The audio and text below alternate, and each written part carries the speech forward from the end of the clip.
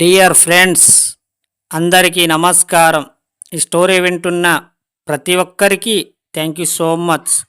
ప్రతి ఒక్కరికి వింటున్న ఈ స్టోరీ కృతజ్ఞతలు. అలాగే విశ్వానికి మనస్ఫూర్తిగా కృతజ్ఞతలు. డియర్ ఫ్రెండ్స్, తర్కాలతో విశ్లేషణలతో సమయం వృధా చేయకండి. ప్రతిరోజు ఒక అరగంట సమయాన్ని మీరు ఊహశక్తికి కేటాయించండి. ఏది కావాలో స్పష్టంగా ఆ యూనివర్స్కి తెలియజెప్పండి. ఆ విశ్వమే మీకు మూలాధారం. దానికి అనేక రూపాలు. దేవుడు కావచ్చు, ఇంకేమైనా కావచ్చు. సమస్త ఐశ్వర్యం, సంపాదలన్నీ దాంట్లోనే ఇమిడి ఉన్నాయి. గొప్పగా ఈ జీవితాన్ని ఆస్వాదించడం కంటే ఇంకా ఏముంది? అందంగా స్వేచ్ఛగా అన్నీ అనుభవించండి. ఇక్కడ కూడా మీరు పరిమితులను, పిసినారితనాన్ని అడ్డుగా పెట్టకండి.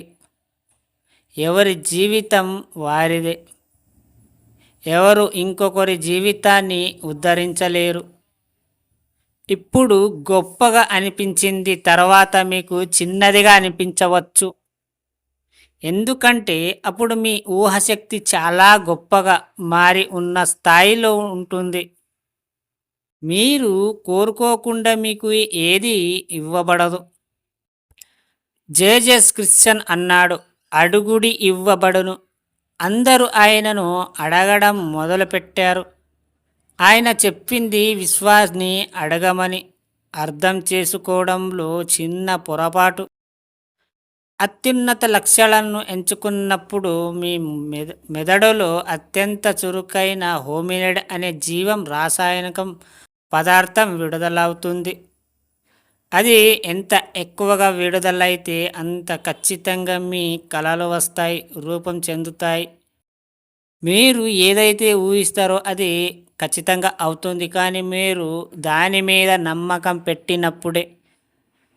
అట్లీస్ట్ మీరు ఒక రోజుకి ఒక 20 నిమిషాలు మీరు మీ గురించి ఆలోచించండి. మీ లైఫ్ గురించి ఆలోచించండి. మీ లైఫ్ ఎలా ఉండాలి అని మీరు 20 నిమిషాలు మీరు కలలు కనండి. దాని గురించే ప్రతిరోజు చేయండి ఇలా. అలాగే మీ లైఫ్ కూడా ఉంటుంది. కానీ అలా ఉంటుంది అని మీరు నమ్మినప్పుడే, ఎప్పుడైతే మనం ఏదైనా నమ్ముతామో అది నిజమవుతుంది. నమ్మకపోతే ఎలాంటిది కూడా నిజం కాదు. అర్థమైందా? మీ లైఫ్ గురించి మీరే ఆలోచించాలి. మీ లైఫ్ గురించి మీ చేతుల్లోనే ఉన్నాయి ప్రతిదీ. ఎవ్వరు మార్చరు. మీ తలరాతనే మీరే మార్చుకోవాలి. కానీ మీరు దానికి ఏం చేయాలి? అర్థమైందా ఫ్రెండ్స్? మీ తలరాతను మీరే సృష్టించుకోవాలి, మీరే మార్చుకోవాలి. కానీ కొంచెం కాస్త కష్టం పడకుండా మీరు సున్నితంగా ఆలోచిస్తే ఖచ్చితంగా సక్సెస్ అవుతుంది. మీరు ప్రతిదీ విశ్వాన్ని అడగండి, అది ఖచ్చితంగా ఇస్తుంది. అర్థమైందా ఫ్రెండ్స్? ఈ స్టోరీ విన్న ప్రతి ఒక్కరికి థ్యాంక్ యూ సో మచ్. అలాగే విశ్వానికి కృతజ్ఞతలు.